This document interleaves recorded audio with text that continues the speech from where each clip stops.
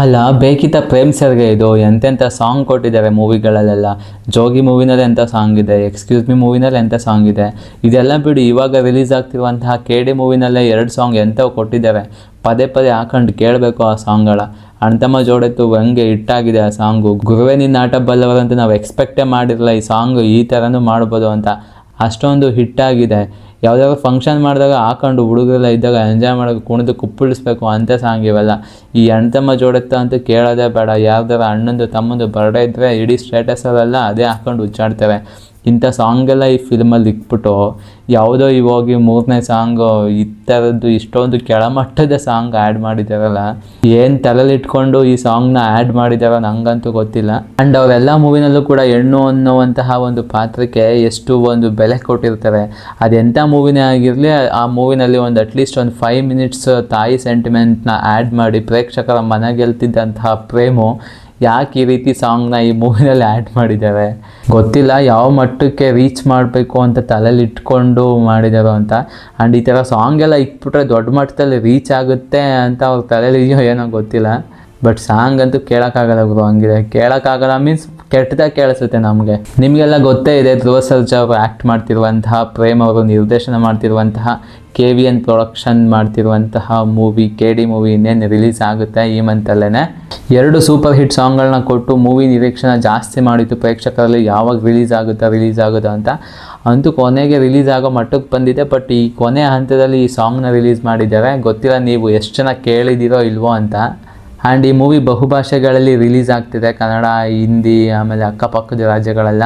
ಈ ಸಾಂಗು ಎಷ್ಟು ಕೆಟ್ಟದಾಗಿದೆ ಅಂತ ಹೇಳಿದ್ರೆ, ಹಿಂದಿನಲ್ಲಿ ಒಬ್ಬ RTI ಕಾರ್ಯಕರ್ತ ಕಂಪ್ಲೇಂಟ್ ಮಾಡಿ ರಾಷ್ಟ್ರೀಯ ಮಾನವ ಹಕ್ಕುಗಳ ಆಯೋಗ ಫಿಲ್ಮ್ಗೆ ನೋಟಿಸ್ ಕೊಟ್ಟಿದ್ದಕ್ಕೆ ಹಿಂದಿಲಿ ಡಬ್ ಆಗ್ತಿರುವಂತಹ ಮೂವಿನಲ್ಲಿ ಈ ಸಾಂಗ್ನೇ ತೆಗೆದುಬಿಟ್ಟಿದ್ದಾರೆ. ಕನ್ನಡದಲ್ಲಿದೆ, ಯಾವಾಗ ಡಿಲೀಟ್ ಮಾಡ್ತಾರೋ ಗೊತ್ತಿಲ್ಲ. ಬಟ್ ಈ ಸಾಂಗ್ ನಮಗೆ ಬೇರೆ ರೀತಿ ಹಂಗೆ ಕೇಳಿಸುತ್ತಾ, ಈ ಬೇರೆ ಭಾಷೆಗಳಲ್ಲಿ ಇನ್ನೂ ಕೆಟ್ಟದಾಗಿ ಕೇಳಿಸುತ್ತಂತೆ. ಸೊ ಅದಕ್ಕೆ ಅವರು ತೆಗೆದಿದ್ದಾರೆ. ಸಾಹಿತ್ಯ ಹೇಳಿ ಎಕ್ಸ್ಪ್ಲೈನ್ ಮಾಡೋಣ ಅಂದರೆ ಆ ಸಾಂಗಲ್ಲಿ ಸಾಹಿತ್ಯ ಹಂಗದೆ. ನನಗಂತೂ ಹೇಳ್ಬೇಕಂತ ಅನಿಸಿಲ್ಲ ಆ ಸಾಂಗ್ದು ಸಾಹಿತ್ಯನ ಇಲ್ಲಿ ವಿಡಿಯೋದಲ್ಲಿ. ಸೊ ನಾನು ಹೇಳೋಕ್ಕೋಗಲ್ಲ. ಬಟ್ ಒಂದು ಗುಡ್ ನ್ಯೂಸ್ ಏನಪ್ಪ ಅಂತ ಅಂದರೆ, ಈ ಸಾಂಗುಗೆ ಧ್ರುವ ಸರ್ಜಾ ಅವರು ಸ್ಟೆಪ್ ಹಾಕಿಲ್ಲ. ಗ್ರೇಟ್ ಎಸ್ಕೇಪ್ ಆಗಿಬಿಟ್ಟಿದ್ದಾರೆ ಈ ಸಾಂಗಿಂದ. ಒಳ್ಳೆಯದೇ ಆಯಿತು ಅವ್ರು ಎಸ್ಕೇಪ್ ಆಗಿರೋ ಈ ಸಾಂಗಲ್ಲಿ.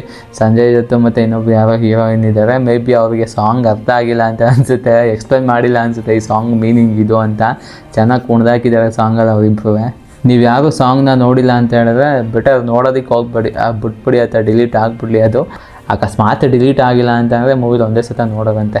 ಇಲ್ಲ ಏನಾದರೂ ಚೇಂಜ್ ಮಾಡ್ತಿರೋ ಸಾಂಗಲ್ಲಿ ಅಂಥ ಟೈಮಲ್ಲಿ ನೋಡೋದಂತೆ. ಇರಬೇಕು ಗುರು, ನಾನು ಒಪ್ತೀನಿ. ಒಂದು ಮೂವಿನಲ್ಲಿ ಐಟಮ್ ಸಾಂಗ್ ಅಂತ ಇರಬೇಕು. ಎಲ್ಲ ಥಿಯೇಟ್ರಿಗೆ ಹೋದರೆಲ್ಲ ಕುಣಿದು ಕುಪ್ಪಳಿಸ್ಬೇಕು, ಚೆನ್ನಾಗಿರುತ್ತೆ.